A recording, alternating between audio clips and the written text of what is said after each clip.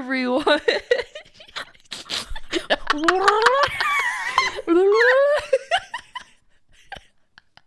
Welcome in. Was that recorded?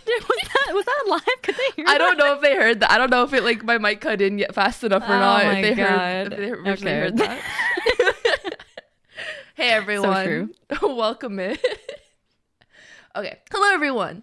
My name is Mina and My name is Mugi. Hi, everyone. And together we are Migi Mail, a podcast made by two friends that discuss the vast world of content creation. And today we are going to be talking about parasocial relationships. Parasocial PogChamps. Parasocial poggers.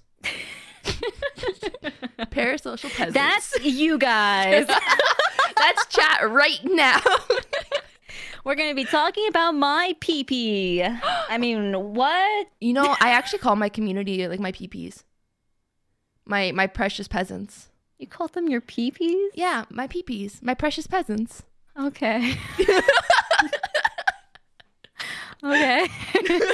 whatever you want, man. It's your world and I'm just living in it. Wait, Shadow said, "Oh my gosh, they're gonna be talking about me. I'm so important." But yes, today's topic is in fact on parasocial relationships. So even before we start actually talking about it, I did find a good definition of parasocial relationships just to start it off with. Actually, before we start anything off, Yes. we wanted to make a quick announcement. So, our YouTube was banished. Our video wasn't taken down. You know, it wasn't muted. There was no warning. It was banished immediately. They were like, "You have had so many offenses on this one video VOD that you uploaded." Guys, listen. They're like, "No more YouTube channel for you." No, literally. So brand new. This is a fresh YouTube account. No videos on it. We uploaded our first VOD ever, and that's it. There is no music in that VOD. There is literally just our voices speaking for like an hour and a half. And, you know, like a day or two after the VOD has been up, I get an email to our Migi Mail podcast email. And it's like, "Hi, Migi Mail. We have reviewed your content and found severe or repeated violations of our community guidelines. Because of this, we have removed your channel from YouTube." What did we do? What did we do? Yeah, we got fucking banished, dude. It wasn't like there was no warning. Yeah, no, like, there was let's no take down the strike. video. Yeah, there was no like, "Oh, we need to take down your video," you know. It was just, "No, fuck you. You're gone. You banished your fucking account to the shadow realm." Like, no. I don't understand. So why. We don't know what we're gonna do with VODs. We might start a Patreon. Or, you know, fuck it. I guess we do have to start that Spotify. Hey guys, join our Patreon. It'll exist probably, maybe. Yeah, join our Patreon. Link not available yet, Yeah. but just join it, you know. Yeah. Transport to the future, join it and just come back, you know, like I'm sure it'll happen one day. Yeah, one day. But Remember yeah, that we don't know commercial? what happened. But we'll find some other way of uploading the VODs. Mhm. Maybe it'll be on some weird site like a YouTube alternative. We'll find a way. We'll find a way. Yeah, like it'll be Vimeo. somewhere on the internet. We're gonna go back to the roots of Vimeo, dude. Yeah, fucking Vimeo. Hey, I suggested something really clever. I was like, "Hey, listen to this, all right? We upload 2-minute segments onto a Twitter thread. And so we only have our podcast available on Twitter in 2-minute segments. Every single episode of Migi Mail is divided up into... I would rather do on TikTok. I'd rather do that on TikTok. You can have like up to 7 minutes on TikTok, okay? Like... Oh, God. I can't believe we got banned. What happened? Dude, I've done so much worse on my actual YouTube channel. Hey, don't say that. Don't say that. Oh. You're gonna get banned next. I've done absolutely nothing wrong ever in my entire life. I just don't know why. I genuinely don't understand what could have been so severe that they flagged us. And like, I don't know either. they didn't even remove the video. They just got rid of the channel. Wait, what? I don't understand. No, it's just us, Mina. It's not the video that's an issue. We are the issue. Severe offenses. Yes, we are the severe offenses. Yeah, the whole channel got yeetist deletist. Oh my God, it's so weird. Why? I don't understand. I was like, because dude, I was actually like, I remember it was 6 a.m. and I was like, oh, let me check on the VOD. Let me see how it's doing. And I click on it and it's like, this channel does not exist. I'm like, what? It is not doing. I was like, that's weird. This channel definitely existed because I like remember making it. And then I go to the email because I'm like, oh, let me just check like the Migi Mail email. Yeah, they removed us. We were silenced. This account has been terminated due to multiple severe violations of YouTube's policy against spam. Is it maybe spam? But it was one video. What did we spam? We spammed ourselves. Too much exposure of you. Yeah, oh my god. Having one whole video on a YouTube channel, absolutely unheard of. Yeah, we'll figure out a way to fix this at some point. Well, we'll get working on the Spotify. I think that's like the main source of like podcast ingestion. Spotify? Yeah, Spotify and like Apple Music. I think so. Yeah. So, hopefully we'll get that up there and alls will be good. But for the time being, there will be only VODs on Twitch. For like a week. It'll be there for a bit. Yeah. Wait, for a week? Yeah, because we're not affiliated or partnered. So VODs only stay up for 7 days. What? Yeah.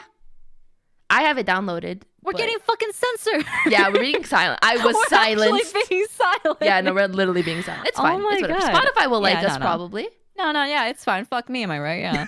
That's why we got fine. Really, no, it's fine. That's why we got silence. You said fuck me, am I right? Wait, that actually might be it. Oh god, we have to start censoring ourselves. Now every time we curse, I'm gonna have to be like, yeah, me. Fudge bar is me, am I right? Oh my god. Oh, I put the dude, we both have a Go XLR. You can hit like the X button. I'm not gonna remember to do that, dude. Oh, okay. But you're gonna remember to change a whole vocabulary word? Yeah. Okay. Oh, I pinned a message by accident. I'm so sorry. I didn't mean to do that. How do I get rid of it? I can't. I'll get rid of it. I got it. Okay. Okay. All right, gamers.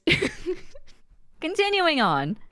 Our topic of today: parasocial relationships. Relationships. I feel like we've actually talked about this quite a bit. I don't know what you're talking about. Every single instance that we've talked about parasocial relationships, that VOD has been somehow deleted. Oh no, you're so right. You are so right. We've never talked about this topic ever in my life. Oh, you're so right. I think parasocial relationships is such a fascinating topic, though.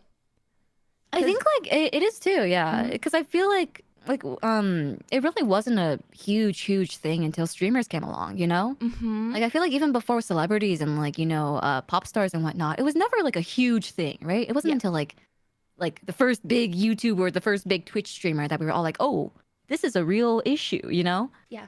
I think it's mainly just because in the past, celebrities were like a different entity. Like normal people didn't view celebrities as one of them. Like they're the celebrity. So it's like there's like a different type of class. And I think that's why when it came to parasocial relationships, like, yeah, there was the extreme cases, but for the most part, like the average person kind of like knew their place. Like, oh, like this person is untouchable. Like they are a celebrity. But like right. in the current era of like streaming and content creation, and like the way to seem personable on stream is to relate. And by causing like that like relationship or by relating, like the viewer's like, oh, that streamer's just like me. And like when you're getting to know them, it's like, oh, we're friends. Yeah. I also feel like it's like, like even with pop stars and like with celebrities and stuff, like maybe you'll see like a variety show or something like that, right? But like you never really get to see them more candidly, I guess. And even streamers, it's not completely candid, but like it's more candid than, like your typical pop star or like a celebrity actor and stuff like that. Because you get to like hear about their lives and you get to hear about like, like their reactions to things and stuff like that. Whereas you don't get that with, your regular celebrities. No, but actually though, because I remember like when I was a kid, I used to like consume celebrity interviews and be totally satisfied with them. Be like, oh my God, like, yeah, I love this celebrity. Right. But like watching them now after like kind of being on the internet for a while, you watch streamers. I watch like these interviews and I'm like, this is so boring. Can they do something? It's like shallow. Yeah, it's all surface level. You never get to see like anything really like vulnerable or anything really intimate. Yeah. Which is like I feel like also it's like a double-edged sword for streamers these days. I feel like because it's like you want to seem genuine and you want to seem like you know, someone who is putting like, you know, their heart out there and whatnot, but also like at some extent you are putting on a show, right? Yeah. It's like you are putting on a persona of some sort. And like it's weird because people see you as this way. They see you as, you know, this creator, but then they don't see the behind the scenes stuff. And they just kind of assume that everything on stream is who you are, you know? And that's not the case for most streamers, I feel like. Yeah. Have you ever had like the case where the viewers kind of like imposing their views on you, but you don't actually think that way at all, and you're like, why would you even think I think like that? Yeah, I actually, so there was this one point a while back that someone was like, because, you know, there's this one point where I was like just making a lot of sex jokes, right? And like, I just think they're funny, haha. But like, someone was like, oh, Mugi's a fucking, you know, like, Mugi's sleeping around and stuff. I'm like, what? Why did you come to that assumption? Like, they were like, oh, Mugi's body count is so high. And I was like, I just like cock joke, funny, haha, penis, you know, like. Wait, what? Yeah, and it's just like because I was making these jokes, right? People are like, it's like the whole thing, the whole like conversation like amongst like lewd tubers, right? It's like they act lewd, and people think they're like, oh, they're sleeping around, you know, they're super sexually active and stuff like that. No, like some of those people are fucking virgins, you know, like. But like, even if they do, what does it even matter to like that chatter? But it's also like, bruh, I always say I'm gonna sleep with everyone's mothers. Like, okay, I would love to. Whore. Hey man, just my type. But like, I honestly have slept with 0 mothers. I'm sorry.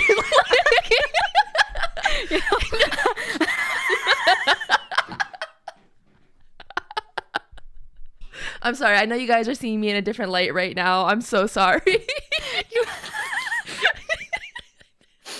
I'm so sorry, chat.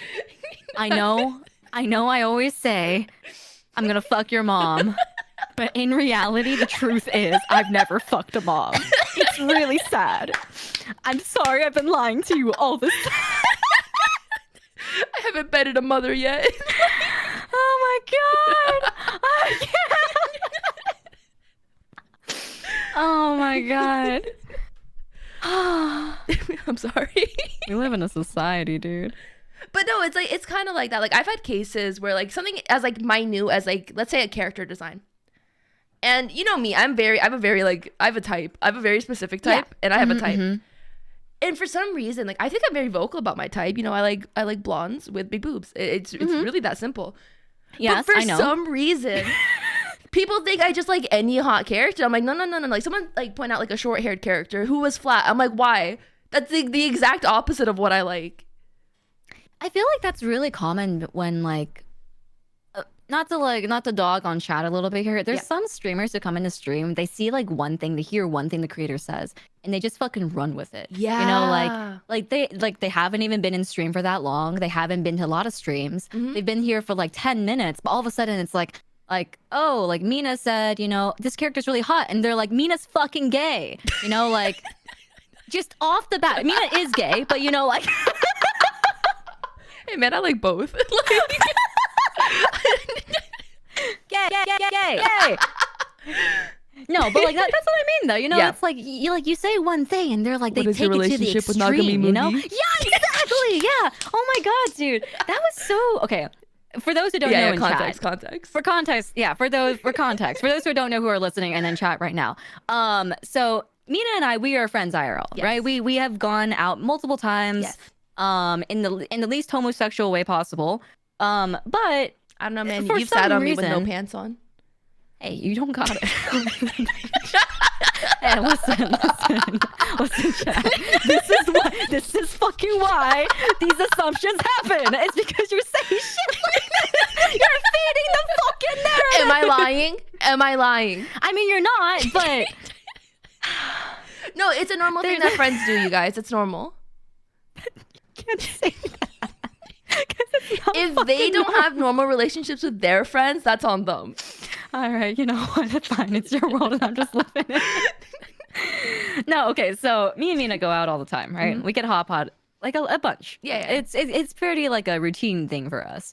And in Nina's chat one day, you know, she was like telling her stream, she was like, oh, you know, I went out with Mookie today. We had a hot pot date. And like some random viewer, just literally like this person, I don't even remember their username. Never dude. talks in chat. Mina doesn't even remember this guy's fucking name. Like, he's just like, what is your relationship with Nagami Mookie? I'm like, my fucking God. Like, why does it matter so much to you? Like, God, it's like, no, so funny. like fucking period, question mark, and all. Like, it was grammatically correct. And that shit's intimidating, you know? Like, what is your relationship with Nagami Mookie? And I was like, friendship? Have you heard of it? Like, do you have friends, sir? No, but people like honestly, they really just out themselves by like the way that they make assumptions about like the content creators that they watch. Where it's like, oh, like I would never just go out with someone because I don't have friends. So obviously the streamer I'm watching won't have friends.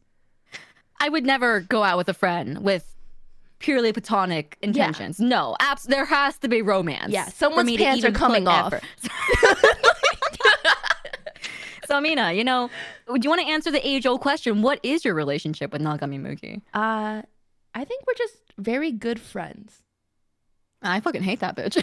What? Okay, well then. Damn. I mean, that's why you're moving away from me. It's fine. No, wait. It's fine. It's fine. I get it. Listen, Mina, it's just because you're putting in 120%. And I'm only giving 50, so I have to just stop this relationship, you know? Like, it's just too hard on me. Listen. I almost spit my water out.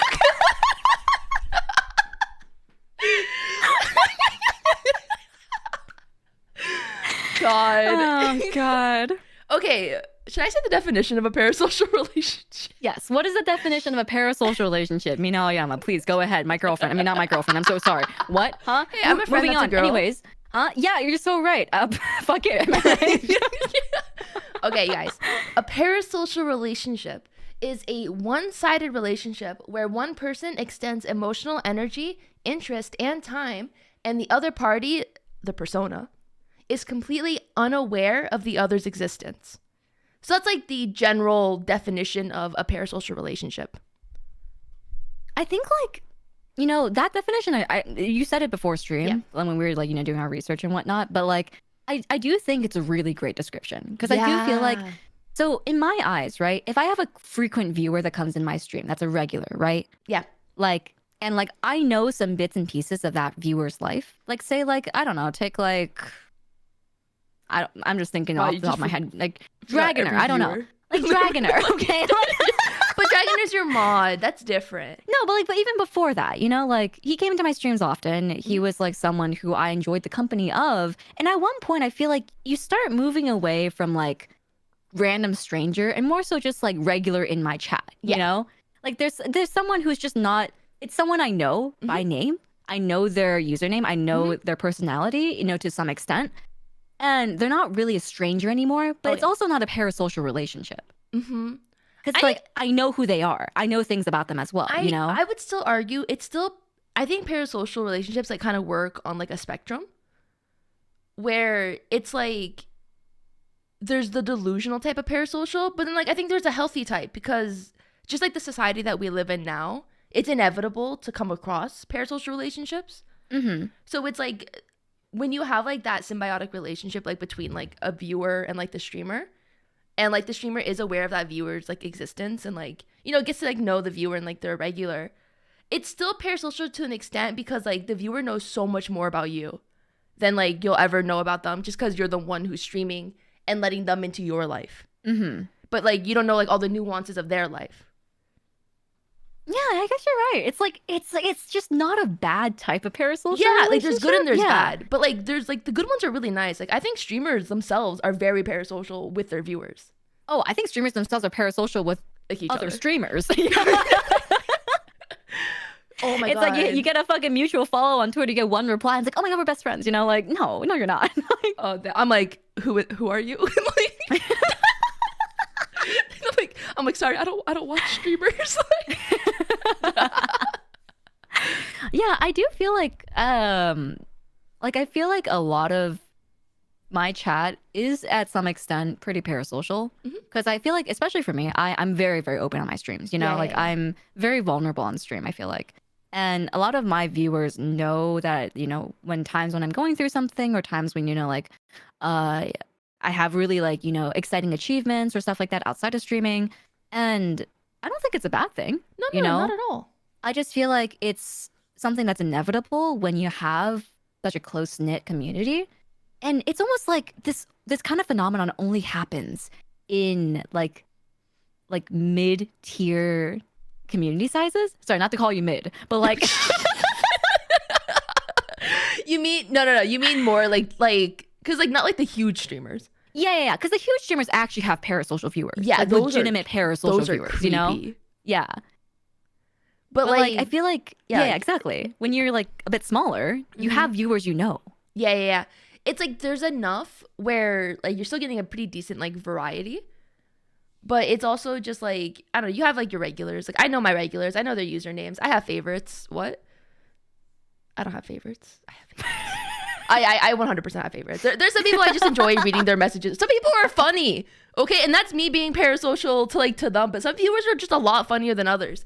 Like, I don't know. I enjoy reading some people's comments more, so I'll read them a little bit more because I'm like, oh, like it's usually like a good time. Mm-hmm. No, I totally agree. Because it's like, but I really, it's so strange. I feel like this phenomenon only really happens in these sizes of communities. Because like you go any smaller, right? You go to like the smaller streams that have like maybe 15 to 20 viewers, you actually get parasocial people who are trying to worm their way into the viewer's life, And then you go to like the higher numbers where it's like near the thousands, I would actually argue for like the small, like, 10 to 15, the viewers that are trying to like wiggle their way in, I don't think they're trying to be parasocial. I think they're trying to be like parasitic, where they're actively like, oh, that's a good way of putting trying it. to like worm their way close to that streamer rather than being delusional. Because like I feel like once you get to like to the 1,000 ranges, like those the really like creepy parasocial side, not like normal ones. Like not normal viewers, like you guys, you are not included in this. I'm talking about the extremes. I feel like, at that point, it's not parasocial anymore. It's like you have an intention to like want to do something to this streamer in order to get closer to them. Exactly. Yeah. But like the like parasocial, like I feel like the type that most people are thinking about, it's like with like the people who usually like have average like a bit higher, like in like the thousands and whatnot. Because like when you have a chat moving that fast, you're not able to recognize usernames nearly as often. Right. And so you just don't have as close like regular bond. Like you might have like a few you're able to pick out here and there, but it's just harder when there's more usernames. And so like there's less of that like back and forth that it's a bit more healthy, I think, in mid-size. And it's a little bit more just like way more one-sided and more intense from that one side. Yeah. I feel like especially like I look at the at the like dog on like corporate, but I think like a lot of this it's exhibited in corporate, it's like it's really bad in corporate fan bases. I don't know why. I feel like partially it's because of the culture. Yeah, it's the culture, right? But I also feel like partially it may be because of like how I have no idea how these companies run themselves, but like I wonder if the companies also encourage this a little bit, because it's like the idea of putting these people on a pedestal. And like making them out to be like, oh, here's your virtual idol, here's your the goddess of eternity and stuff like that. It's like they are like specifically making these people out to be people who are meant to be worshipped, know. And that's why whenever something happens and they kind of reveal that like, oh, they're just human, and there's huge backlash against them. Because it's like, oh, like, this person made a mistake. Like, guys, like, spoiler alert, there's a human behind the avatars. It's crazy. I know. But like people freak out, or if they're like, oh, they find out like someone's dating and then they feel betrayed. Yeah, that's the craziest thing to me, dude. That's the craziest thing to me. Because in my head, right, it's like, I think I could never wrap my head around this because like in the cosplay community, everyone fucking dates each other. Like there's it's like fucking it's like body it's fucking like body swap out here. It's like everyone's just dating each other left and right. Like so like I think I never really got like wrapped my head around the whole like oh, you're a creator, you can't date anyone. Like you're for the fans. I was like, why? Like what? I really think it stems from idol culture. And like, cause I know that like with like the K-pop industry, it's the same way. And like with Japanese idols as well, it's like severely frowned upon once they get like, exposed for dating or like being in a relationship. Like I know like there's cases where voice actors, like in Japan, like the freaking voice actors, do not even like actual like physical like face actors, like they hide that they have like a wife and kids because like their fan base will go so like sad, crazy, dude. Right? That sucks. Because like there was someone I think recently he had to apologize because he has a wife and kids. Bruh. Yeah, like he had to literally apologize to his fans because they felt betrayed. Oh my god. And this is like someone in their 40s. Like, do you think he was gonna be a virgin for life? Like, come on. Like, it's so sad, dude. Because it's like I feel like it is this way because it sells, right? Mm-hmm. And people don't want to address it because it makes money. Mm-hmm. And I think it's kind of sucks because, like, I think this is a bit of an unpopular opinion, but the whole idea that it's like, the viewers shouldn't be acting in this way, but I think it's also the streamer's responsibility as well to, put themselves out there and say like, hey, communicating boundaries, this is important, I think it's a two-way street. Yes. Because it's like, you can't have the expectation for your viewers to understand what your intentions are if you don't express those intentions initially.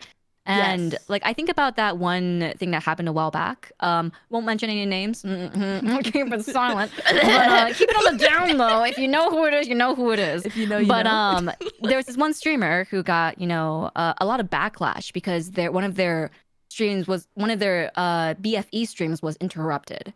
And basically he blamed his fans saying like, oh, you guys shouldn't be feeling this way. How dare you insult my friend? Like moving forward, you should recognize that there's a boundary and stuff like that. Mm-hmm. And a lot of fans felt betrayed.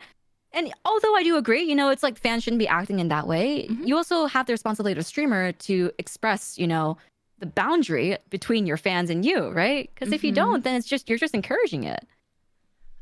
Yeah, it's like it's hard because if you don't set that boundary, I think from the very beginning, it's so hard to set it later down the line. Mm-hmm. When the situation, let's say, arises, like in the beginning, nothing like was coming up that was a problem. And so it kind of just like keeps feeding into each other. And then like finally like a situation pops up where like you actually have to set it. It feels completely left field because it just wasn't established. Because like I think at least like with my community, like if I ever got into a relationship, I think they'd be fine with it. Oh, no, I think 100%. I think they'd be happy for you. Exactly. Like, I think that's the case with a lot of communities, especially in indie. Mm-hmm. Like, people understand and people don't have idol culture. I think it depends on the type of streamer. I think I think it depends on type of streamer. Absolutely. Yeah, but I think it depends.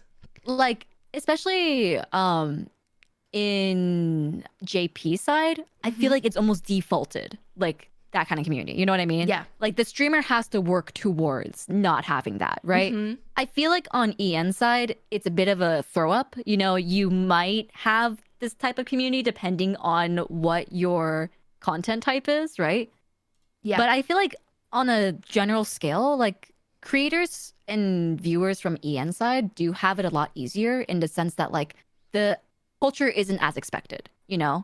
In JP side, it feels like it's almost like default. Like this is what you have to play into kind of thing. Yeah, but you'd be surprised at the amount of EN streamers that still hide that they're in relationships because they feel like it's going to hinder their growth. Oh, no. I know so many. Yeah, I know you do. We're thinking about the same person. Names. I know so many. But there's so many that like hide that they're in relationships. And like these are like long-term relationships too. And it's just like, I don't understand the point. Because like, isn't it exhausting to lie to your community? Or even if you're not lying, like admitting that like a part of like your life. It's almost like it feels disrespectful on both ends. Because not only are you, basically trying to encourage a behavior that you're not going to like. Because being closely associated with some of these people in the past before, I've heard their like I guess like upset feelings about how people treat them like their girlfriends, But the thing is, it's like you're the one sitting here with a relationship, not talking about it, and then encouraging this sort of behavior, saying I will RP as your GF for, whatever. Yeah. And then you're also then complaining about these type of people acting towards you in this way. And it's like there's just no connection in the logic here, you know? Like, if you don't want this, don't encourage it. Exactly. That's just simple as that, like, you know? Don't offer the girlfriend experience if you don't want to be considered the girlfriend. Yeah, absolutely. It's so baffling to me. And I also think about like how disrespectful it is for like the partners. Yeah, right? It's like, do they know you're doing this? Are they okay with it? Are they just going along with it because, you know, they want to see you happy? You know, like, do they, like, if you don't have a clear-cut communication with your partner about this, it's disrespectful in every single direction, you know? Like, God, the freaking, I've never personally been a fan of like the girlfriend-boyfriend experience.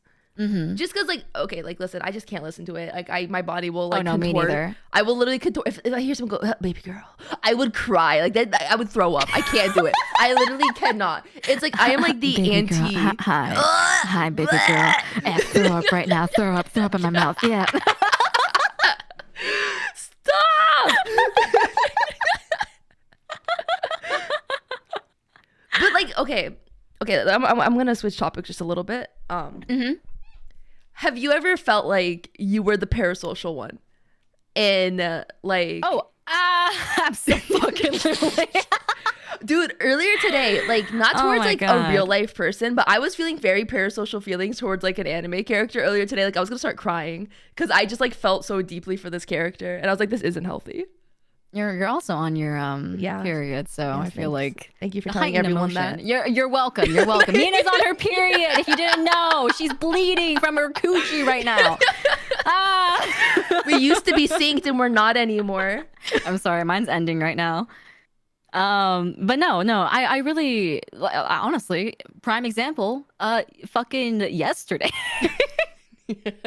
Not yesterday, 2 days ago. I'm so sorry. 2 days ago, you know, like I fucking poured my heart out to chat. The VOD's not up, by the way, so if you're trying to look for it and trying to dig for it, it's not there. Don't do it, all right? I poured my heart out to chat, and I had a lot of words of comfort that really, really helped. Because it was like, the thing is, I set this example on stream, but like you can talk to your friends about a situation that you're having a hard time with as much as you want, right? And like it's really comforting to know your friends are there for you and to back you up. But end of the day, it's like they've also gone through the same experience. And like we're kind of in an echo chamber talking back and forth about the same thing, right? We say the same like 4 jokes about the situation. Exactly, yeah, the same 4 jokes about the same shit, yeah. But like talking about it to chat almost felt like it gave me new perspective in a sense. Because it was people who like didn't know the full extent of my situation. Yeah. But like were willing to listen to it. And then they made their like assumptions and decisions after that. And a lot of it was more so just like kind of reassurance. And that reassurance I felt like was really, really, you know, I think it gave you like the confidence. Yeah, it gave me the confidence. Take a step towards like a better direction. Yeah. Because it really felt like I had a backbone structure supporting me. Like your friends are like your lifeline, right? But like my chat at that moment felt like people who were like kind of pushing me up and pushing me forward. It's like, and like when Goku that's parasocial. Hey, I'm just saying, not to bring up Dragon Ball Z, but it's like when Goku was doing the spirit bomb and he needs all the life force from everyone else. Yeah. It's like, yeah, that's what streamers do. They just suck. They suck the life out of their viewers. Well, you didn't have to say it like that. yeah, Chad, I'm gonna fucking suck the life out of you. Yeah. Okay. No, but I think that's actually very valid. Like back in you know, when we were dealing with the situation initially, I spoke to not a lot, but I spoke to a few like IRL friends that aren't in the streaming sphere at all, kind of like about what was going on. And let me just say, their reactions to the entire situation was like, what the fuck? Yeah, right. Because it's almost like when you talk about it with friends, you're like jaded, right? Like everyone's jaded in the situation. Everyone's like, oh my god, not this fucking shit again. You know, there's more. Like there's fucking more, right? But you know, wait, but like, there's more. It's a freaking infomercial. With your friends that don't know what's going on, or like for me with my chat, you know, it felt like it was like cathartic. Cathartic. It was just me venting. Yeah. They were there to reassure me. But like we weren't just talking about the thing that was happening.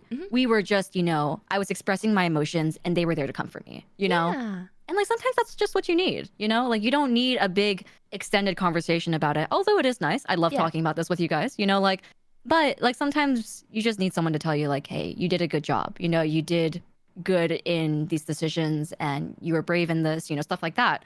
And it's just yeah. really nice to hear. You just That's a need parasocial reassurance. relationship. Asking for reassurance from my chat. I don't know if that's parasocial though. Like asking for reassurance from like your community.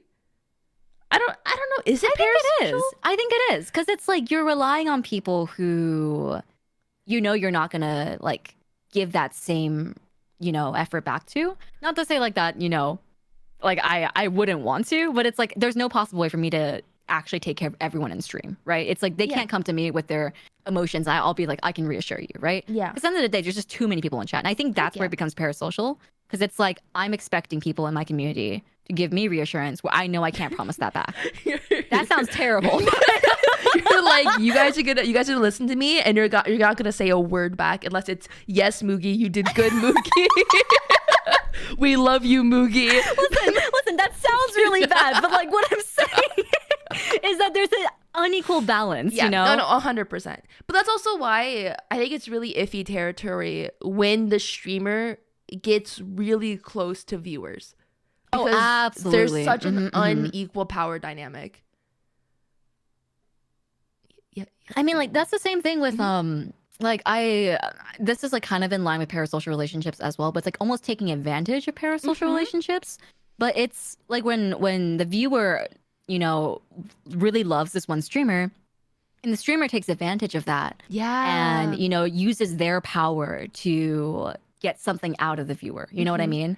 Oh. Like it's been a big thing with a lot of creators in the past, especially voice actors. I won't name who, but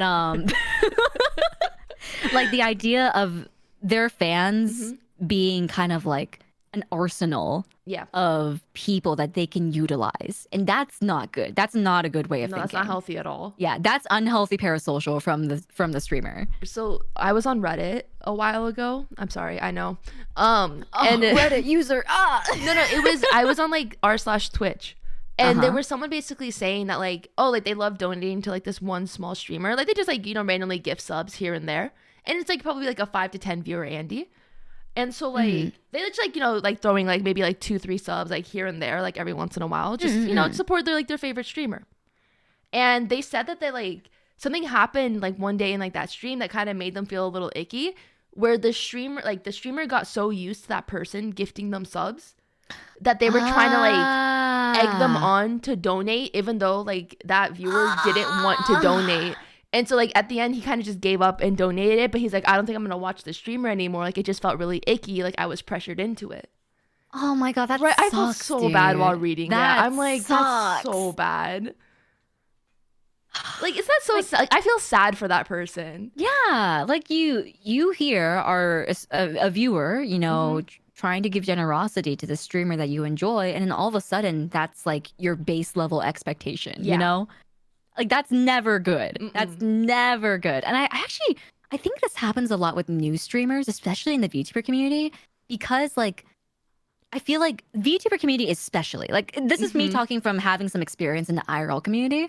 The VTuber community especially, for some reason, is just so fucking generous. There are so many just insanely generous people in this community that just, will dish out gifted subs, dish out donations. And although it's very fucking appreciated, sometimes it's taken advantage of, A lot of the times, especially when it's new creators who haven't streamed, don't know streamer etiquette, and they see all of a sudden they get 100 subs. And they're like, oh, why didn't you give me 100 subs next month, Why wasn't this, why didn't this happen again, It's just and they like, start thinking about it as, on a baseline level of like they need to give me money, and that sucks. That sucks. Yeah. Because then like it's I don't know. It's just so devaluing to the viewer. Because it's like essentially saying like, oh, this person enjoying my content's not enough if they're not like supporting me monetarily. Yeah. Which is so fucked. Because like at the end of the day, like you could have different reasons for streaming. Like obviously like you can stream for monetary gain. You can stream because like I don't know, you want to be popular. Or you just want to have fun on stream. Like, there's different reasons. And I think each streamer has to come to terms with why they're streaming and be honest with themselves. But even if you're streaming for monetary gain, you can't use the power as the streamer to try to force someone to give you money. Like that's just scummy. Yeah, absolutely not. I had a couple experiences with people in the past who would give special treatment to people who either donated a lot or were, you know, very like, how to say, like worshiping of that streamer. Like if they were like, you know, saying like, oh, this person is the best, this person is, you know, the most amazing person in the world and stuff like that, they would give that person special attention. And then kind of like goat them into gifting more and more. Yeah, exactly. And the thing is, I think with that, it's really manipulative as well, because you start setting a precedent of how people should be acting in a chat. You know, it's like, if you don't worship me in this chat, you're not a community member kind of thing, you know? And it's really bad because like it almost starts feeling like a cult. Oh, 100%. Like, oh, 100%. and yeah, and it's like, is this even like a community anymore? You know, or is everyone here just to, you know, like dick suck this one streamer, you know? It's like so, I was going to say something. I completely forgot. Shit. You think about your thing. I will continue talking. Yes, keep talking. I'm going to try to think about what I was trying to say. But yeah, no, it's just like, it's really frustrating because it's like, you get people who are highly impressionable, right? Yes. It's oftentimes a lot of younger people, a lot of people who maybe have not had as much experience in the streamer communities, or people who, you know, are used to this type of culture. And you start getting this community of just a bunch of oddballs that just don't really fit in anywhere. They think like they can get away with anything because they spend enough money to avoid oh my the god rules. Oh my fucking god, yeah. There was this one viewer of mine who we banned because he broke too many rules, but he would always think like, oh, if I donate, you know, $150 after Mugi like, you know, gets mad at me for breaking one of the rules, I'll be okay. And I was like, no no. We had this there was this another viewer, not saying names, but he donates pretty regularly.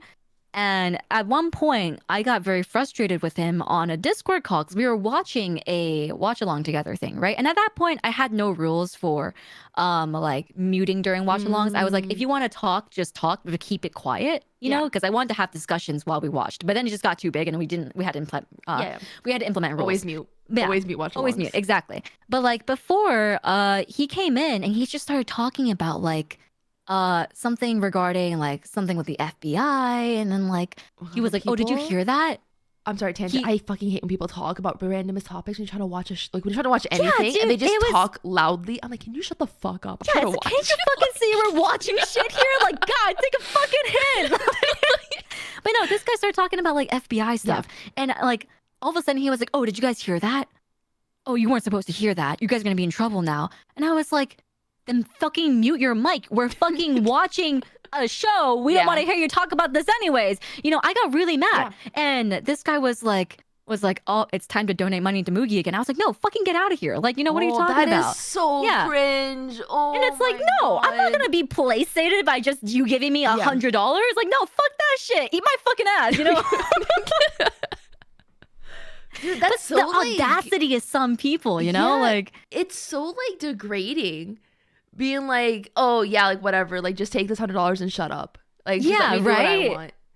I think that's why I feel like in my community specifically, I feel like I make a very conscious effort to treat the people who do spend money like almost the same as people who just like are free to watch. Just because like I don't want anyone to feel obligated to spend money in my chat. Like, yes, it's nice to be able to, you know, go crazy on like gacha games, but it's not like a necessity. And you know, if it happens, it happens. I'm very grateful, but like that's pretty much like where it ends. So it's like a very conscious effort to be like, you're awesome, you're amazing. Make sure like anyone who gets like gifted a sub or anything, make sure to say thank you. And then like it kind of stops there. It's not the idea that you can't be appreciative of people who give money or give donations to your stream. It's the fact that you can't give them special treatment. End of the day, they're just another viewer. You can always appreciate their generosity, but you can't give them special treatment, you know? Yes, because then you're just feeding into like exactly. cycle. And it's hard. It's a conscious effort that you have to keep making. Oh no, absolutely. I think I definitely had an issue with this. You know, I'm not afraid to admit it. When I was, you know, slowly getting a bit bigger, I definitely noticed that, you know, in my head, I was like, oh, this person came in the stream. I have to say hi to them because they donated a lot of subs, kind of thing like that, you know? In my head, I was thinking in that direction because I was like, oh, I have to give them special treatment because they've been so generous. But, you know, it's gotten to the point where I've realized that's not good for the community either, because then people feel pressured, you know? Then they're like, oh, this person's a VIP only because they donated, you know? Yeah. It's rather like, now. No. It's all about the regulars that I like. Exactly. It's about the regulars now. It's about the regulars. Yeah, it's all about the regulars who I like that get VIP. Like, the who I like part's important. And I think like in the long run as well, it's also just like, it's not healthier in the sense of like, sorry, I was gonna say in the long run of like treating your viewers as people who like, you know, are people, and instead of just like money bags. It's not only healthier, but it's like it's also, I feel like, better for your community in the long run as well, in terms of monetary like content as well, right? Because it's like if you treat your viewers like humans and you treat your regulars, you know, with the respect that regulars, like people, you know, should be getting, right? Yeah, people are going to feel, you know, inclined to want to support you because you know you have been treating them respectfully, right? And that's the kind of money I feel like that's really like rewarding as as a streamer, because it's like you're getting money because they feel welcomed in the community. They feel like they have a place here. They feel like, you know, they found, you know, a really special area that they can feel comfortable in. And that's why they want to support you, right? Not just because like they're simping for you. And like that's a really rewarding moment as a streamer, because it's like you're getting something in return for just being, you know, a kind person. Yes. God, imagine simping though. I hate it. I fucking hate it. I fucking hate simping. Oh, we need a topic on simping. We need we need a simping topic. Absolutely. Because I don't think I've ever genuinely simped for another creator. I don't think I have either. I've had a lot of respect for some people's works. Yeah. But never like, I love them so much, I'm gonna give them money, you know? Yeah. It's like, okay, not to bring up my favorite content creator, Big Boss Bose. I've gifted Bose subs before because I love Bose's content. It stops there, because it's not like I'm not gonna try to become Bose's friend. I'm not trying to wiggle my way to be noticed by. If it happens, and she has read my username out loud before, you guys, just saying. But if it happens, like I'm like, oh, like shit, that's awesome, like that's great. But it's not like, it's really just like admiration. I'm like, this content is very good. I enjoy it. And it kind of just like ends there. But like people who genuinely simp, who are like, I'm gonna fuck that person one day. I'm like, sir, that is a 2D character. I'm gonna fuck that person. Yeah. Yeah, no, I think that's a really good way of putting it too, you know, because it's like you respect their content and you really enjoy it, and that's why you want to support them. Yeah. Not that this person's really cute, they're hot, they have big titties, I want to fuck them, you know, like that's where it kind of gets like, I'm like, why are you giving money? One time I got a message, it was like a first time chat, they got banned like I think instantly. And they were like, how much to fuck you, like IRL? And I was like, first of all, you don't even know what I look like. I'm literally a 2D character. Second of all, however much you can give me, I probably out-earned that. Third of all, I'm sorry, you're looking at the Genshin Impact category on Twitch.tv. Yeah, dude, like, come on. So fucking weird, dude. Dude, come on. Like, really? Do you think I'm that desperate? That a couple hundred? Like, what are they expecting out of this dynamic? Or like out of like the comments? Like sometimes I just don't understand. No, you know, I think it's one of those things. Again, it's like you're not part of the problem if you don't understand. You know, if you understand, you're part of the problem, kind of thing. Okay. Understandable. Have a nice day. Because no, like I had something similar to that. Not like entirely similar, but someone once donated me. This was back before I was a streamer. This is when I was a cosplayer. Someone once gave me like a huge coffee donation. It was like $1,000. And they were like, so, can we meet up IRL? And I was like, that is so no. creepy. That is so we creepy. cannot. In fact, I'm gonna block you now. You know, like. but I will be taking your money. Thank you very much. You already donated. Thank you for the money, and thank you for letting me know to block you. Yeah, exactly. God, that's so creepy. Yeah, but it's like, what is your intention? Like, you think I'm gonna say yes because you gave me $1,000? You know, like. But also, no. Why would you want to be with someone who you know is only there for money? Well, I think that's part of I think that's part of a kink. Yeah, okay. I think that's a kink thing as well. Have you ever heard of pay pigs? I have heard of pay pigs before. So I may have or may have not had some experience with said pay pigs. Allegedly, very alleged. Allegedly, yes. When I was a college student in New York, and it's part of like the dynamic. It's like they want to give you money. Like that's kind of like what they feed off of. They feed off of the idea of someone exploiting them for money. God, can I find someone like that? They want nothing from me but me to spend their money. That is my dream. Being like, hey, oh my God, this new Genshin Impact character is kind of hot. I kind of want to see Six Thumb. Do you want to just like, give me your credit card number real quick? Yeah, bye, thanks. Yeah, listen, I don't know what's going on in their heads, but it is a kink. Like that is a legitimate kink. I don't think this is what the context of this guy who was giving me $1,000 wanted though. I think he just wanted, you know. Yeah. He wanted to fuck. God, why can't I get those people? Like I get like the weirdos that are like, oh my God, pay attention to me. My dog died. Have you ever gotten that? I've gotten that before. I've gotten it once. But it was, I think, also like it was definitely bordering on trauma dumping. Yeah. Rather than like, this person was just how to say, like this person was just like talking about their day, Mm-hmm. There's this one guy who came in who was like, my best friend just died. And I was like, that's well, sorry for your loss. I don't know who you are. You're a first time chatter. Like, I understand that they're going through a hard time, but it's also like, this is not the place, especially if you're not a regular. Oh yeah, no, absolutely. Yeah, because it's hard. It's like when people come into chat and they kind of like dump like a whole like what's going on in their life, especially like unprompted. Mm-hmm. It puts everyone in a bit of an uncomfortable situation because like you don't want to be an ass. Like this person's going through a hard time and like sorry. Yeah. Just reminded of that guy who was like, don't be such a bucket of bummer. I know. I'm trying so hard not to sound like him. But I understand where he's coming from, but I also understand where that viewer was coming from. Where it's like, I think both were in the wrong in that situation. But like this is a different situation. Yeah, this is a little different where it's just like you don't want to be an ass to someone who's going through a hard time. But it's also like I wasn't given the option to like ask if I was meant to prepare to deal with a heavy topic right now. Exactly. So it's kind of like, shit, man, that sucks. I'm trying to play a video game right now. Like, I'm so sorry. Like, hopefully, like, being here can get your mind off of things. And like kind of just like try to move on from there as like smoothly as possible. But it's just like a really uncomfortable situation for everyone. Would you consider that to be a parasocial relationship? I think it depends on if that person's like a regular in chat. If it's like a first time viewer, I think they're just lonely. Mm-hmm. But if it's someone who's like, am I wrong? They're a first time viewer. They're just a fucking loser. Well, am I wrong?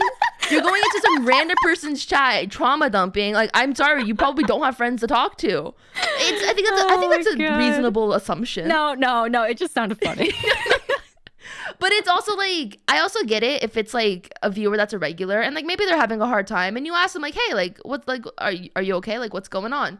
And they're like, oh, like it's been kind of rough. Like I think it probably is bordering a bit on parasocial, but if I'm the one inviting it in, I don't think it's parasocial. Yeah, I think it all depends on who's initiating. It's like if I ask you like, how are you doing? What's going on? And you're like, oh, things haven't been too great lately.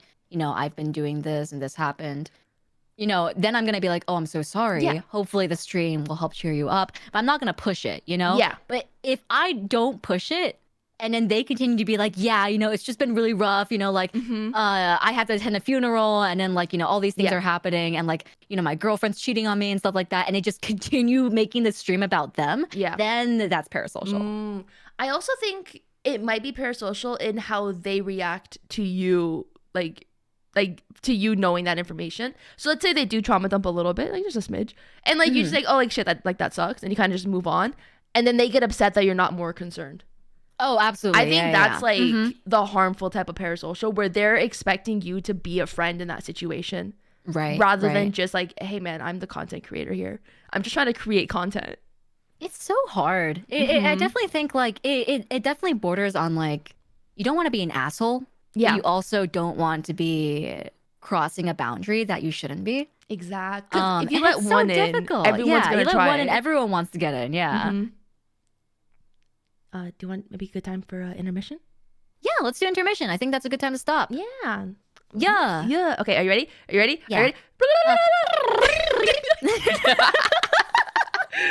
We need to get a stinger too. I like the Okay. Hey guys, we have a forum up where you can ask questions for the second half. Oh yeah, we do. Go write questions. Why didn't the timer go off? It was going off a few times. Oh, it was? Yeah. Okay. I'm just fucking blind then. Yeah, guys, go. Let me get the link for them. That's a fun topic though. That was a fun topic. I think we can definitely like keep branch off from this topic a bit more as well. Like maybe talking about just like the monetary like relationship between viewer streamer, or like maybe talking about trauma dumping and stuff like that in more depth. Yeah. Because I feel like this was a pretty broad topic. Oh, because it's huge. Yeah, it's fucking massive. Like this dick. Your cock. It's so big. Your cock. Stop. Guys, that's the advice thing. You can go submit a question. Okay. That's why we got banned off of YouTube. So about the trauma dumping viewer thing, I've heard like an okay streamer response like, oh, I'm sorry that can happen to you. I hope. Yeah. That's like I think that's like kind of like the generic, not generic, but like the safe option. I feel like that's how streamers should be responding. Yeah. Because like any more than that, you are intruding on a territory that you don't know enough about to comment on. And any less than that, you're being an asshole, you know? Exactly. It's such a fine line to not be a dick. Like, it's very easy to like accidentally say something wrong, especially because streaming, you're unfiltered. And so you stop thinking that you're being filmed for 1 second and you can just get fucked over. I think that's also why people get called out so easily. Because it's like you're so unfiltered on stream. It's so easy to slip up and say something, you know? Yeah. If you're making YouTube videos, you know, you're just like, you can edit yourself. Dude, YouTube video editor, like people who like, you know, their only content is YouTube and they still get canceled. Like, dude, you had the world in back and you still fucked up. Yeah, dude. I think that's like the real people you gotta watch out for. People who like edit themselves down and still get fucking called out. And it's like, oh my god, dude, you had so many chances to not be an asshole. Like, God. I do feel like that's why streamers get called out so often, though. Is because like, you know, people aren't perfect. Yeah, they're humans. And you're gonna say things sometimes on streams that maybe you shouldn't have said, or maybe like I feel like it happens a lot. We make a conscious effort to not make like any like, oh, Mina's homophobic, I'm racist jokes. Because someone's going to take it the wrong way and be like, oh my god, they're actually homophobic and dude, racist. The amount of times you make those jokes off stream, though. Yeah, we make those jokes off stream all the time because it's funny. We're like, oh, Mugi's a racist, Mina's a homophobe. Haha, yeah. It's so funny, you know? But like on stream, someone's going to take it out of context. Yeah, they're going to actually be like, oh my serious. God. You know? Yeah. Oh, God. Some of them get called out for something that no one would think is offensive in any way. God, everyone gets offended by everything. I think that's a hard topic to tread on because, like, you can always boil it down to be like, oh, people are just, you know, too sensitive these days. People are getting offended at everything, right? But at the end of the day, I think it comes to more than that. It's just that there's a lot more consideration for the different types of people there are, the different backgrounds of people, the different, you know, the spectrum of like, you know, how they were raised, you know, what traumas they have, stuff like that. There's just so much more that we know about other people now. I think there's just more things to take into consideration, which like maybe to like, you know, someone who isn't related to that situation, they would be like, see it and be like, oh, they're overreacting or they're being oversensitive. But like to that person, it's a very serious topic, right? Yeah. So I feel like it's always a dangerous territory to be like, boil it down to people get called out for nothing. But sometimes it might not be nothing. It might be nothing to you, but it's something to someone else, right? Exactly. I think it's just being open-minded is important. And I think it's also important for a streamer to be open-minded to criticism and don't take personal offense to it. Yeah. Because there definitely is a limit, though. Yeah. You know? No, there is a limit. But someone's going to hate you for something. Like, you could have blinked the wrong way and someone's going to fucking hate you. It's just like no one's going to, like, everyone is not going to love you. And I think that's, like, the hardest part to come to terms with. And it's really just trying to cultivate a community that, like, you're proud of. Yeah. Like, I think a good example is, like, say if I accidentally said a slur on stream that I didn't know was a slur. Someone calls me out on it and is like, oh, Mugi, you said something that was actually really mean and disrespectful to a group of people on, you know, in this community. And I'd be like, oh, I'm so sorry. I didn't know. Let me rectify that and, you know, not say that again. Yeah. But if someone's like, hey, Mugi, you're being too fucking loud, you know, I'm gonna be like, that's just me. Turn down your volume, I'm not gonna you dick. change that, dude. Yeah, like go watch another streamer. Then I don't fucking know, because it's like there's an extent as to like, you know, you can criticize people for something that, you know, is real criticism, you know, that they can improve on, but you can also criticize people for just who they are. Yeah. And that's like where the distinction, you know, kind of is like, nah, like don't criticize me for being loud. You know, I'm just, that's who I am, you know? God, dude, people will hate you for anything. It's so fucking annoying. Like, it's so exhausting sometimes. Yeah, I mean, I think you talk too much. No, I've gotten comments like that on like YouTube videos before. I'm like, you're watching my YouTube. What am I gonna sit in silence for 8 minutes? Like, what do you want me to do for YouTube? You know, I can't believe you laugh so much. No, stop fucking laughing. Okay, I'm sorry. Okay. So you know how I recently made a video ranking all like the demo videos in Genshin? I have never seen so many upset people in my comment section before. I just like, I think I banned like half of them. Really? They were just being fucking annoying. Where it's like they were attacking they're attacking me as a person because I don't like Zhongli's trailer. Oh, that's fucking annoying, dude. So, dude, the amount of upset people. If I saw it, I'm like, this person doesn't have any emotional like intelligence. So I'm like, you were completely banned from my channel. Like, you can. The beautiful thing about YouTube is when you ban someone, it doesn't tell them. So they just comment into the void. They comment into a void. So honestly, they could still be commenting on my content. I have no idea. It's just gone forever. They can't chat in my live streams and they can't like, I see nothing from them. But they think that they're doing something. And I'm like, you know what? You do you, but I don't need to read it. I think like that is something that like I'm very, I feel like, not to toot my own horn, but I feel like I'm pretty open-minded. And like, I want to be considerate of like every single party that there is, right? I don't. But the thing is, okay. That's why you're homophobic. I'm sorry, what? That's why you're racist. What? You're like, I hate everyone equally.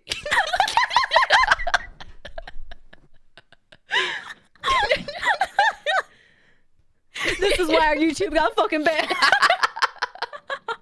No, but like, I think one thing I have noticed that has been more prevalent lately is that like when you have an opinion people don't like, they start attacking you for everything else about you. Yeah.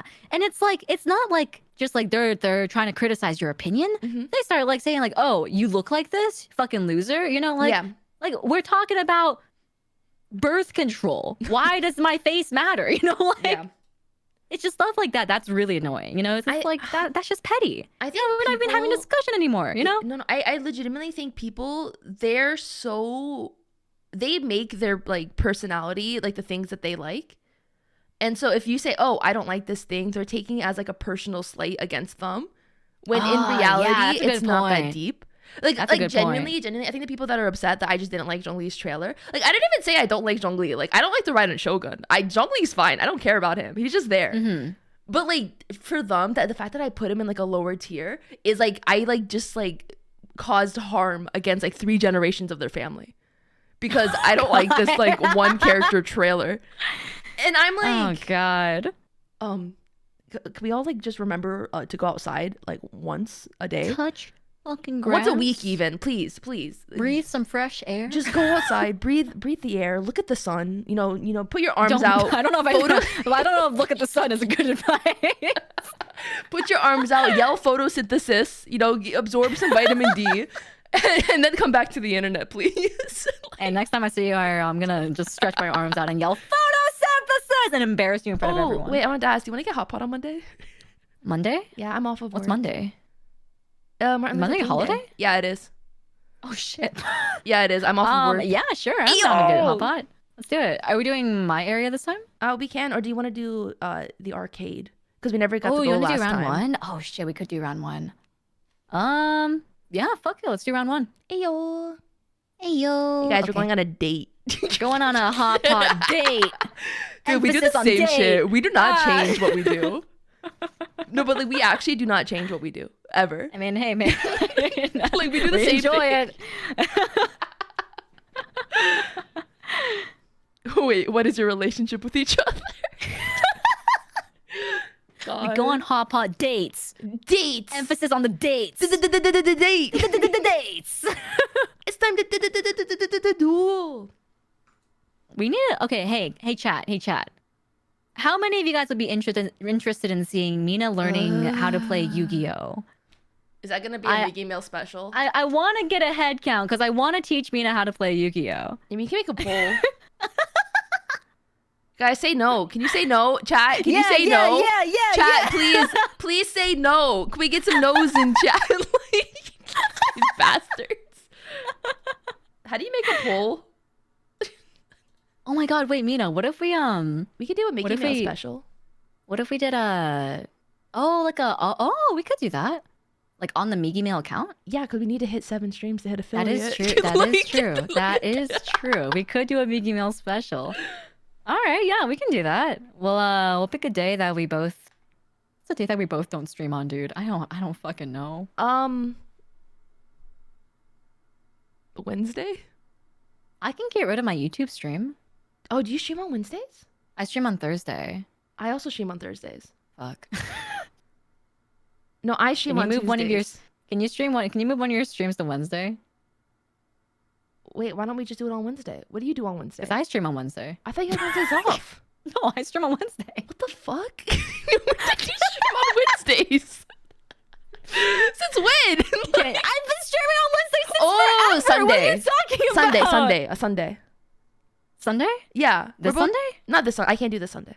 Okay, well, I could do Sunday evening. I can't do like Sunday like no. Let's just not do this Sunday. I'm tired. Okay. Okay. Okay. Next Sunday. I was gonna say we could just get rid of one stream day or move it somewhere else and just stream on Migi Mail. Okay. I'm not that attached to my days. I was just thinking because if we stream Sunday, we're gonna be streaming like 4 or 5 days in a row. You know, it is what it is. Dude, there was one week, I think it was the first week of this month. I streamed like 5 days a week. Yeah, no, I streamed every day except for Wednesday one week. Oh my god, dude. I was so cranky that entire week. How about, okay, what if we did Saturday? Yeah, I don't mind that. I can miss a Saturday. Okay, let's get rid of Saturday. Okay. We'll do Saturday on Migi Mail. Okay, so we'll do our Friday, our regular Friday. Tomorrow? Huh? Tomorrow? No, not tomorrow. Next week. Okay. I'm like, tomorrow's Saturday. Like, what? Next week. Okay. Yeah. Oh my god, Migi Mail special? Migi Mail special! Yeah. Wow! Oh my god, are we actually gonna get affiliate? That's crazy. Oh my god, yeah, bro, we're at like, what, 2 or 3 out of 7? Oh my god, no, wait, hold on. I just had a big brain idea. Okay. All right? Listen here. All right. So we start the stream at like... Oh my god, you want to go into 2 days? Yeah, we start the stream on 10 p.m. Okay. We can stream for 3 fucking hours? Yeah. Yu-Gi-Oh is fucking intense, okay? I stream with Umiko for 3.5 hours for Yu-Gi-Oh. Oh my god. Okay. Okay, fine. We'll start at 11. We'll start at 11. We'll do an hour, and then we'll restart the stream at 12 a.m. and then we'll do another hour. You guys, can you tell we're trying very hard to hit 7 days without streaming for 7 days? Like, can they just give it to us? Do we really need to hit all the requirements? Like at Twitch, we're both partnered on our individual accounts. You know, this count's being very healthy for what it is. Like, just give us just give us partner. Give us affiliate. Just give us partner. Yeah, just give us partner. Fuck it. Yeah. Oh god. I want one emote specifically in this channel. It's the Leah Michelle face emote. We Mina was telling me this before stream. We were like, we should get affiliate. And then Mina was like, okay, once we get affiliate, we need to have one emote in this channel and only one emote. Yes. It's the Leah Michelle face. The one like which you can't read. That's the only thing. That's it. Wait, post it on the stream. Post it on the stream. Okay, let me find it. I'll find it for you. Thank you. I love this face so much. It is how I react to everything. Why can't I find it? What am I supposed to search up for this? Leah Michelle. Meme? I found it. Did it pop up instantly? Yeah. Hey, why is this okay, hold on. Give me a second. Why is this so... Oh my god, this is so fucking difficult. Why is the web... It's because it's trying to show you that you can't read like how Leah Michelle can't read. You're so right. Yeah, this is the only emote that's gonna be in our stream. We're only gonna have one emote in this channel once we get affiliate, and it's just this one emote. Are you guys ready? Chat, I don't think you're ready. This is my favorite face on fucking earth. That's it. This is gonna be the one emote.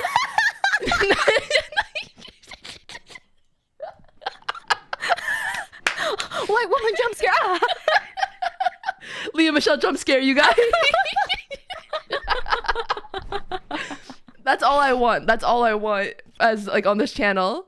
We can just have like the stupidest fucking meme emotes on this channel. God, we need a Mugi and Mina version of it. Oh no. Oh no, oh no. I just feel like you wouldn't understand this reference without Leah Michelle's face.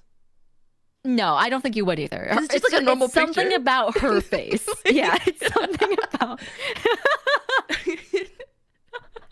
Okay. Let's look through the questions real quick. Yeah. Okay. Let's see. Oh shit. I think I have one that I want to choose already. It's the last one. Okay.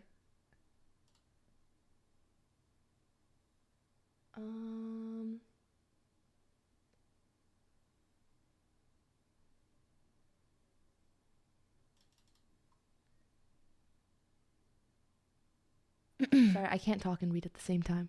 No, it's okay. I will talk. Hey guys, how are you guys doing? Leah Michelle, am I right? Well, technically she's on your left. Oh, Leah Michelle on my left? I kind of like the one above that one. Okay. Oh, chat, I wanted to let you guys know. My design is finalized. My new design. And it has been sent to my model artist, which is the same model artist as Mina's. Oh my god, we're gonna matchy match. We're gonna match. Oh my god. That's like kind of... Oh my god. Oh my god. No, but actually we're kind of low-key gonna match because we have a similar color scheme. We have similar color schemes. Yeah. Mina's like the more lighter version. Yeah. She's the white version of mine. And wait, sorry. You mean like vibrant? I was gonna say I'm the black version, but that sounded... Anyways, see, this is why Mugi's a racist, one of the two of us. Mina is the lighter version. That doesn't sound right either. I'm the more vibrant version. Mina, yes. Like, my colors are more saturated. I can't say anything. Oh my god. It is what it is. It is. See, we're all the Leah Michelle face right now. If only we had this emote in chat. Just saying. If we all had it in chat, we could be using it, but we can't right now because YouTube silenced us, and Twitch won't even give us emotes. Yeah, Evie, we're all gonna be red, white, and black. That is true. All of our color schemes are gonna be red, white, and black. Man, I should have went blue or something. Like, red fits you. Just to be different. I think red fits all of us. I think it does as well. I have an accent of green. That's a little different. Okay. I was red first. I was red first. I was red first. I was red first. All right. No, it was me. It should have been me, not him. Me. It's not fair. Hey, that's from Yu-Gi-Oh. Did you know that? That is from Yu-Gi-Oh. I did know that because you told me that meme. Oh shit. I also did watch OG Yu-Gi-Oh as a kid. Ah. Yeah, I was a baby. And you didn't know how to play? And okay, no, you cannot tell me that the Yu-Gi-Oh It's from about when I time was you a child learned. is the same game that it is No, today. it's not. You cannot tell me. Half of those cards are banned. There wasn't even words on the cards in the anime. They were just pictures. Like, Oh god, no, it's so different now. mm-hmm. Back in the days of OG Yu-Gi-Oh, you could just summon a card without anything. Yeah. I used a pot of greed to summon a pot of greed, to summon a pot of greed, to summon a pot of greed, to summon a pot of greed. All right, do you want to switch over? Yes. Okay. I'm going to record me making the blah, blah, blah sound. Just add it as a stinger. Yes. Stinger noise. All right. And we're back. Hey guys, did you miss us? Whoa. Whoa there. It's like we never left. That's crazy. Oh my god, I can't believe I'm Wow. talking in English dub right now. Do you wanna go first? Yeah, I can go first. So this question was submitted by It's Tulip. Or Is Tulip, sorry, I can't read. Me, Michelle. How do you notice how gender intersects with parasocial relationships? For example, do you see feminine/non-binary streamers expected to be more emotionally available and soft than more masculine streamers? Yes. I won't lie. I don't watch streamers, but just on a basis of a human level, yes. Yes, 100%. I think people kind of have like a clear-cut vision in mind when they go to watch streamers. And for the most part, okay, like male streamers make up like most of the top 100, if not like all of them for like the streamer list. And like a lot of them, for the most part, I don't think are the emotionally intelligent people on earth. I just don't think a lot of mask individuals are emotionally intelligent, period. I feel like it's a societal thing to repress the emotions of masculine people. Suppress, conceal, don't feel. Yeah, I feel like it's definitely like gotten better in recent years, but I feel like it's always been a societal expectation for masculine individuals to not show emotion, you know? And it sucks. And it sucks that it has shaped people to be this way, but definitely it shows. It shows in streamers very, very evidently. Because it's kind of like I don't think people expect male streamers or masculine streamers to show like that kind of affection to their like communities that like feminine streamers are expected to present. Because like I feel like there's a kind of like an expectation where like female streamers are almost like expected to be grateful that they have a community. Where it's like, yeah, that's weird, isn't it? Yeah, like, oh, like these people like actually like you should like feel lucky. Where it's like, it's not just because I'm funny. like am I not allowed to just like be funny because people are here? Like, is it only because people just equate to your success because you're a girl? But it's like that's the top 100% issue. is freaking men. Like, what do you want from me? I do think there's more mid-sized female streamers though. Yeah, I think it's also a part of a culture with, oh god, like presentation, like gender presentation and the culture of streaming is just, it's such a fucking mess. Because then you have like a lot of men who are more femme presenting, right? And then like it comes into question of like, you know, people like have expectations of them, and then when they subject those expectations, they get mad. You know, they're like, oh, why aren't you being man? Why are you not man? You know, and like that plays into such a different aspect of, I feel like that's just separate from the parasocial aspect of stuff. It's because it's like that's not even about emotion anymore. That's just how people treat other people's presentations, you know? And like it's really frustrating because like to some extent it almost feels like people don't realize that like it's still a very male dominated industry. Like they see, I think it's a big issue in the VTuber community specifically because there's such a high saturation of female or femme presenting streamers. And they kind of like forget about the rest of Twitch. Yeah, exactly. They're like, they forget that content creation itself is still very male oriented. Like not just aside from the just chatting, you know, the waifus and then the the GFE, you know, ASMR content. But like aside from that, a lot of streamers are gamers. They stream specifically gameplay. They stream a lot of variety content as well. There's streamers that are personalities, you know, and a lot of those people are male presenting, you know, and I feel like people tend to forget that, and they see like one like female or femme presenting streamer that just popped off randomly, and they attribute that growth to purely the fact that they're a woman. Yes. You know, and that's really frustrating. You know, actually, I was, I think it was Asmongold. I was watching one of his videos, and he was talking about kind of like the like female and male like sphere within streaming. And I think he put it in like a really good way, where it's more or less like at a baseline, there's a lot more like just male streamers out there. And like, you know, the top 100 is primarily men. And it's kind of like in the beginning, like when you're just starting out, generally like putting it, female streamers put in more work. So like they tend to grow more like mid-size because, you know, they're friendly, like you're just generally more pleasant to, like, to your community, like hopefully, you know, if you're like, you know, trying.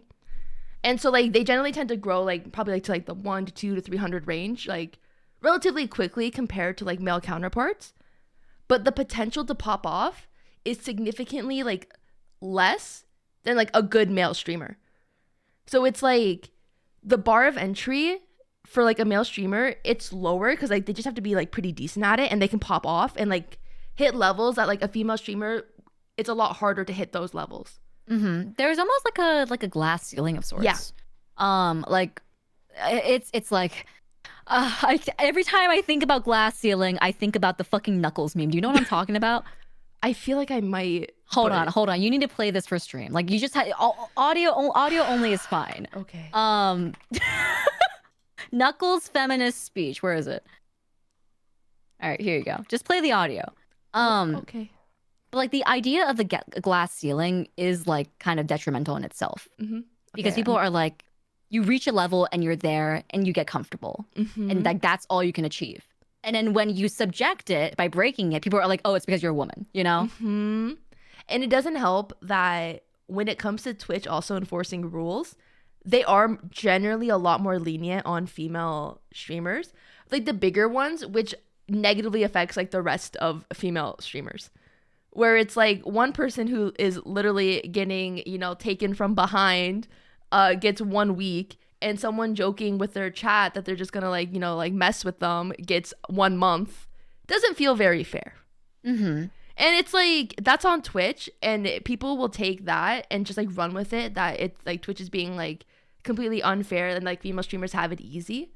Yeah, and I think that's so crazy because it's like, yeah, Twitch is being unfair. That's true. That doesn't mean female streamers have it easy. Exactly. They don't go hand in hand, you know? Like you guys aren't the ones like dealing with all the creeps who think they can buy you. Yeah, it's that's a deep conversation, dude. Yeah. Okay, Play the clip. Let me play the meme. Oh wait, I don't have desktop audio here. 1 second. let me get desktop audio. Or I can screen share it to you. I mean, I could just really quickly add the audio thing. No, I didn't have a use for it. We were just our voices. Understandable. Have a nice day. Okay. If it's loud, deal with it. All comes down to this one penalty kick. Can the young woman break the glass ceiling and prove once and for all that a female can be just as good an athlete as a male? You know, Amy, anytime someone calls attention to the breaking of gender rules, it ultimately undermines the concept of gender equality by implying that this is an exception and not the status quo. Well, shit, Knuckles. Right? What? It's because well I'm a media said. doesn't mean Like, I'm not a it's really feminist. well said. Although it's, you know, kind of like haha meme. Knuckles is a feminist, but no, it's really well said. What? I mean, yeah. God No, because it's like the idea that the glass ceiling like implication, the fact that like, oh, one, you know, femme presenting streamer pops off, it's suggesting that you're already thinking in the idea that that femme streamer popped off because they're femme. Yeah. You know, not because they're just a person who worked hard. Yeah. It's crazy, right? Yeah. He puts it really well. No, like straight up. Damn, Knuckles. God damn, Knuckles. All right, do you want to do your question? Yeah, we can do my question. So, My question was from DragonCorp V. DragonCorp V asks, on the VTuber side of things with parasocial relationships, would it be safe to assume that most VTubers in the community don't know that they're effectively dealing with bad parasocial people as they think they are?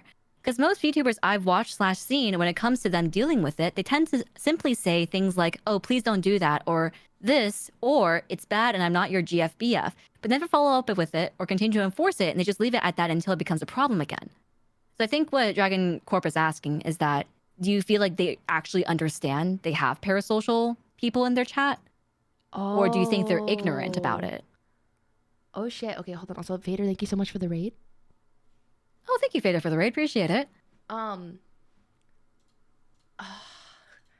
think it's a little bit of both. Where it's not that they're not aware that they have parasocial people in their chat, but rather, I feel like it's mainly, it comes with the territory with smaller streamers. They value one extra number to their viewership count than their comfort levels. Mm-hmm. And it's not until you get a little bit more established that you feel more confident to be able to set those boundaries. But those foundation steps in the beginning are more important. So it's more or less like, I'm sure that they're aware that it's a problem. And a lot of the times, streamers, especially like on stream, will not talk about that issue publicly. Like, I know in my case, like, I'll dog on some cases here and there, but actual issues that go on behind the scenes, I will never bring up on stream. Just because, like, I feel like a lot of situations are best dealt in private. Mm-hmm. And so, like, I'll talk it with my mod team or, like, you know, with friends instead of, like, on stream and kind of, like, showing everyone, like, that vulnerability, because that only kind of invites more of the same negativity if you're making that problem more aware. Mm-hmm, mm-hmm. So it's like, it's both cases. I personally think there's no way they don't know. Yeah. I think They have to know. I think they have to know. There's no way they don't, you know? Mm-hmm. Like, I think in some cases it may be a more innocent reasoning for dealing with it, or more, not innocent's the wrong word, like more insecure reason for not dealing with it, because they don't want to lose that viewer since that's their only viewer, or like they don't want, you know, to come off as mean, you know, because they're so small and they're afraid of not growing that way, right? And like that's a more, I feel like based on insecurity, because you don't have a backbone, you know, you don't have an established community to fall back on, and it makes it very scary to speak up on those sort of things, right? But on the other hand, I think there's also more sinister and more manipulative reasons that they choose to not notice it, because some people will also choose to not notice it because they're A, maybe giving them money, or B, giving them affection and giving them praise, you know? There are people who like want to support the streamer, even if they're making them uncomfortable, they're providing them with some sort of value. And that makes it so that streamer doesn't want to get rid of them, right? Because I feel like that's when it's like that's a sinister reason for not noticing or not addressing your parasocial viewers. And I think back to like, I remember, not gonna name names again, but someone was having a huge problem with this one viewer who was very, very generous in their gifts on Throne, with their donations, with gifted subs. Yeah. But at one point, they started DMing this person. And it started becoming like they were expecting special treatment. They were expecting messages back. They were expecting replies on Twitter, stuff like that, right? And that's when at the point where that person, that streamer, started saying like, okay, this is a boundary now that I don't want to cross. Like, don't treat me like this way, right? But the thing is, this was already happening prior.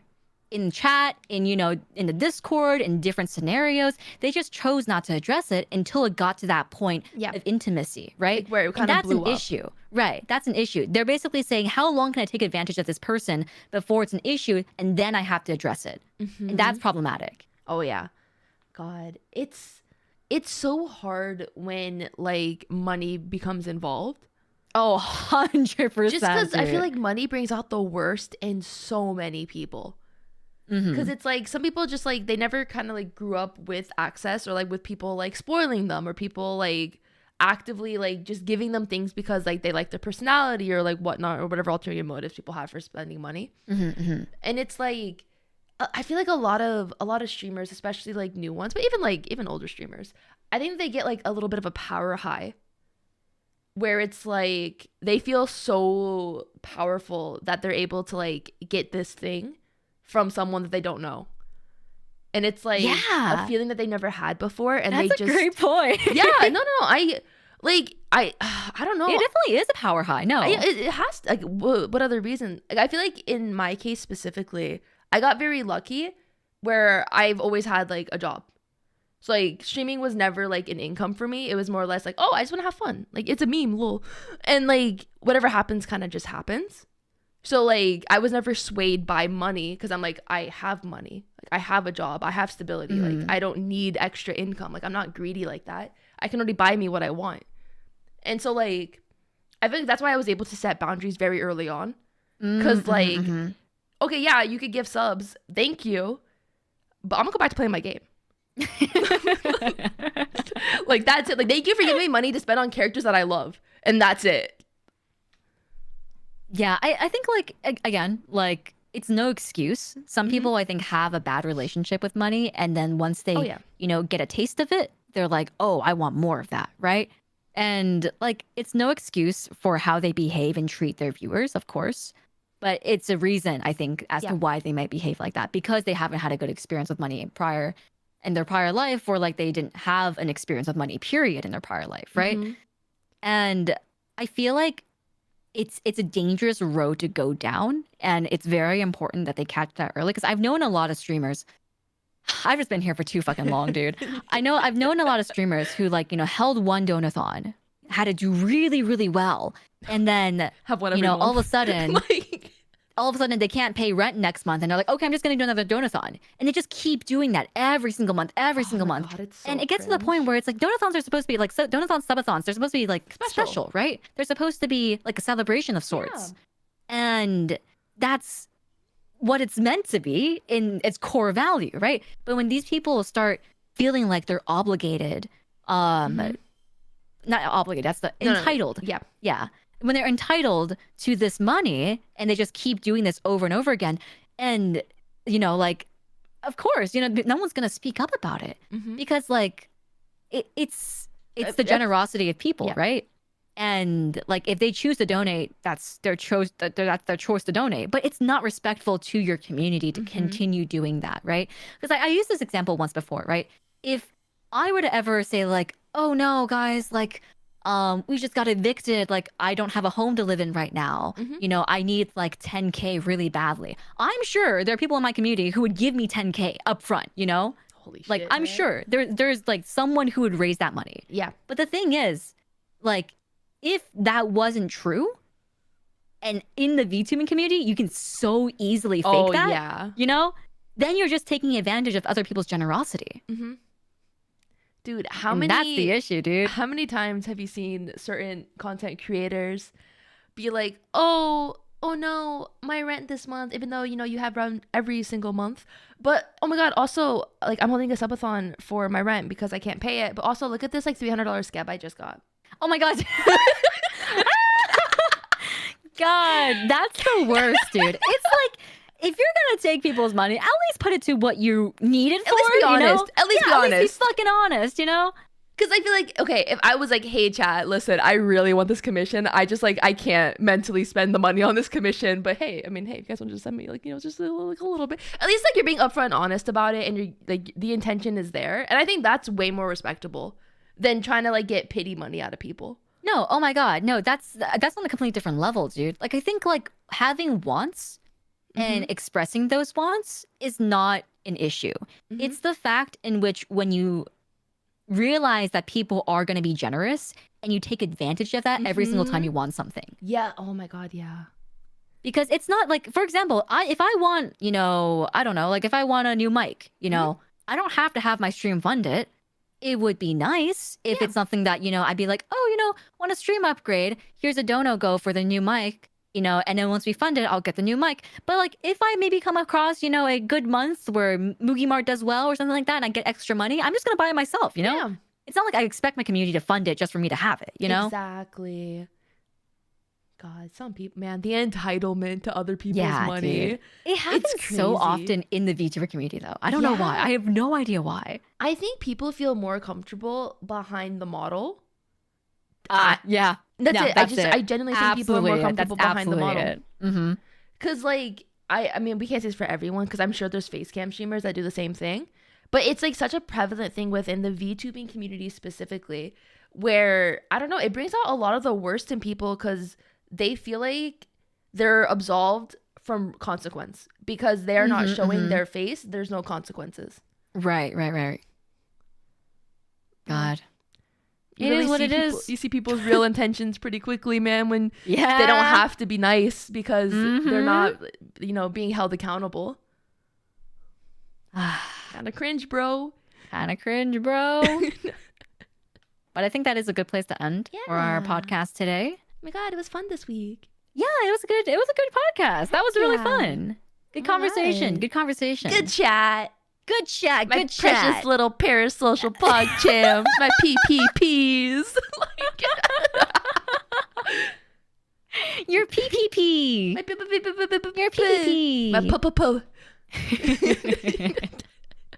But yes, thank you so much for listening to our podcast. You can find us both streaming at our respective Twitch channels at twitch.tv Nagami Mugi, that's NAGAMIMUGI, and twitch.tv Mina Aoyama, which is MINAAOYAMA. You can also find Migi Mail live at twitch.tv Migi Mail podcast every Friday at 8 p.m. EST, where you can join us live with a live audience in the recording of these podcasts that we don't know where we're going to upload to yet, but we'll figure that out soon. But thank you once again for coming. Have a great time zone, and we'll see you next time. Have a great time zone. Hey, fuck you. It's a good saying. Yeah. Thank you guys so much for coming here. We love you all in a non-parasocial PogChamp way. Thank you guys for listening to us just ramble on for about an hour and a half. Yeah.